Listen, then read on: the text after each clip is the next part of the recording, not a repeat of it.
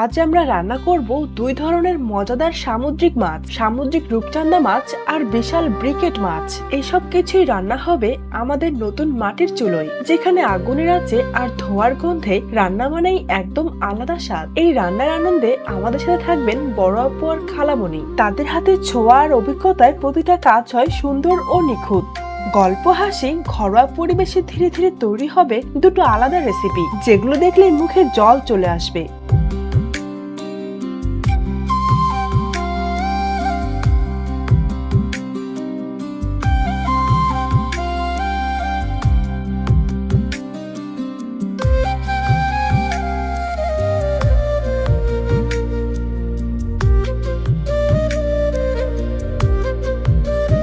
গ্রামের স্বাদ, মাটির চুলায় গন্ধ আর আপনজনদের ভালোবাসা মিলিয়ে আজকের রান্নাটা শুধু খাবার না, এক টুকরো অনুভূতি। ভিডিওটি শেষ পর্যন্ত দেখবেন। ভালো লাগলে লাইক, কমেন্ট আর শেয়ার করতে ভুলবেন না।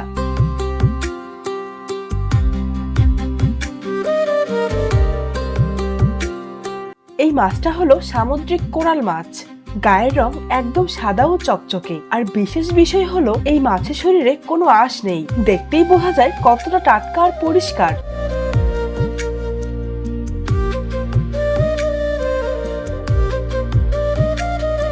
দেখতেই পাচ্ছেন বন্ধুরা, আজকে আপুর মনটাও অনেক ভালো।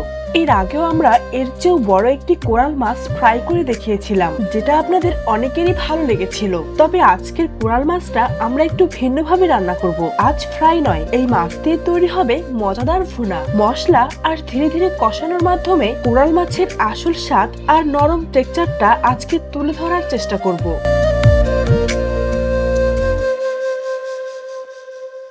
পাশেই আছে আমাদের পুকুর, তাই মাছ পরিষ্কার করার জন্য জায়গাটাও একদম পারফেক্ট। খোলা জায়গা, প্রচুর পানি, সব মিলিয়ে খুব আরাম করে মাছ পরিষ্কার করা যায়।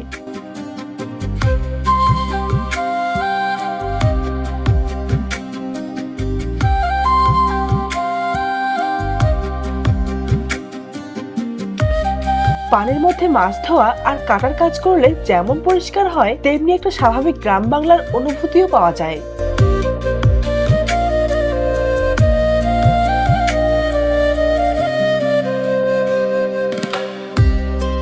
বরিশালের দিকে গ্রামে শহরে সবাই কম বেশি পুকুর ঘাটেই কাজ করে। মাছ পরিষ্কার হোক, বাসন ধোয়া হোক বা দৈনন্দিন ছোটখাটো কাজ, সব পুকুর ঘাটে করা হয়। সামুদ্রিক রূপচাঁদা মাছের পিসটা একবার দেখুন, কত লম্বা আর বড় দেখতে লাগছে। পিসগুলো আকারে বেশ চ্যাপ্টা হলেও সাইজে অনেক বড়।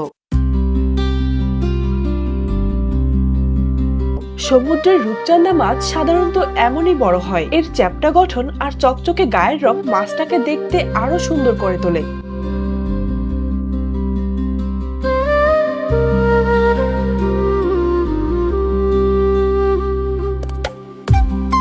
কাটার পর প্রতিটা পিস আলাদা করে চোখে পড়ে, আর রান্নার সময় এই বড় পিসগুলোতে মশলা ভালোভাবে বসে যায়, স্বাদও হয় দারুণ।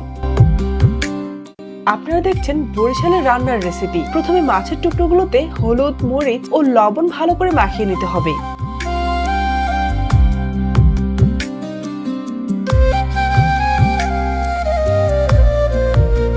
এরপর হালকা করে তেলে ভেজে তুলে রাখতে হবে। অন্যদিকে কড়াইয়ে তেল দিয়ে প্রয়োজনীয় মশলা কষিয়ে নিয়ে সবশেষে ভাজা মাছগুলো দিয়ে ধীরে ধীরে রান্না করা হবে। এইভাবেই তৈরি হবে ঘরোয়া বরিশালের স্বাদের মাছের রেসিপি।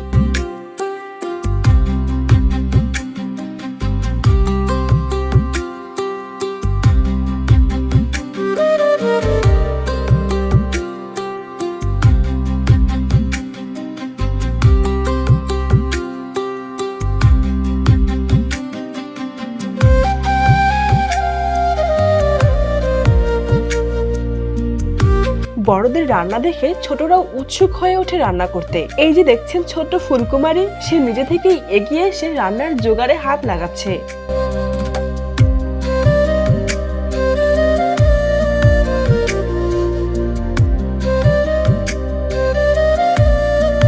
এই ছোট ছোট আগ্রহই একদিন বড় ভালোবাসায় পরিণত হয়, আর বড় হয়ে একদিন সব কাজ নিজের হাতে সামলে নেয়।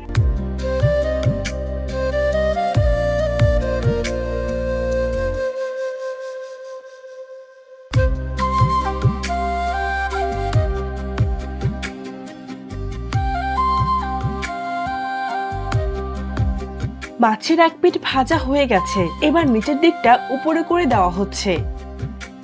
এইভাবে উল্টে পাল্টে দিলে খুব অল্প সময়ে মাছটা সুন্দরভাবে ভাজা হয়ে যায়।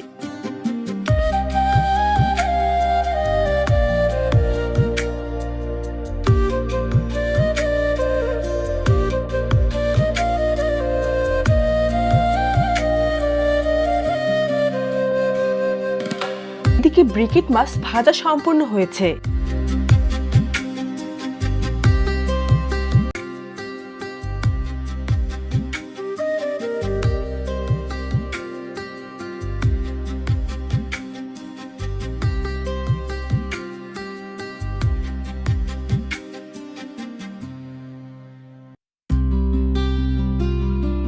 এবার শুরু হয়েছে মাছ ভুনার জন্য মশলা কষানোর পর্ব।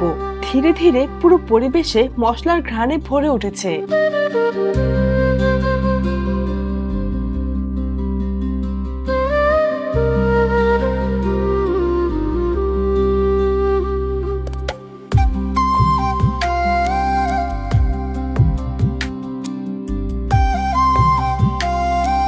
বন্ধুরা, আমাদের দুই চুলায় মাছ রান্না করা হচ্ছে।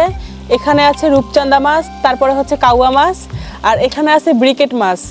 দুই চুলায় দুই রান্না হচ্ছে। কি সুন্দর, তাই না?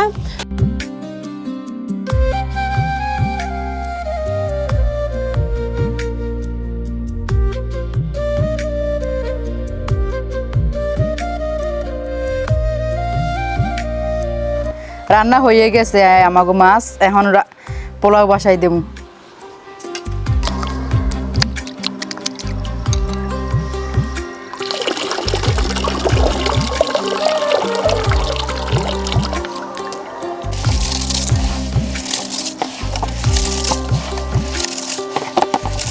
পোলার চাউল এই দোয়া শেষ, এখন রান্না করব। রান্নার পরে আমরা খাবো।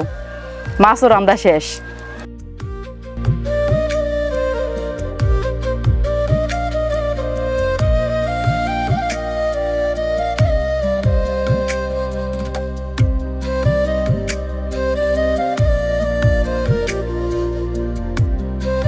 বন্ধুরা, এদিকে শুরু হয়ে গেছে পোলাও রান্না।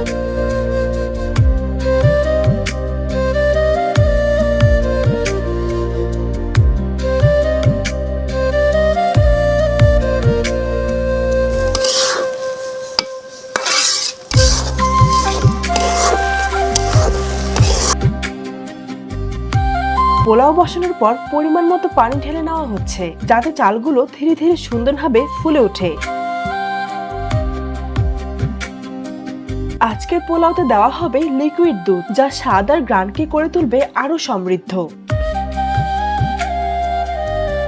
এই দুধের ব্যবহার পোলাওয়ের টেস্টকে আরো অনেক কয়েক গুণ বাড়িয়ে দেবে।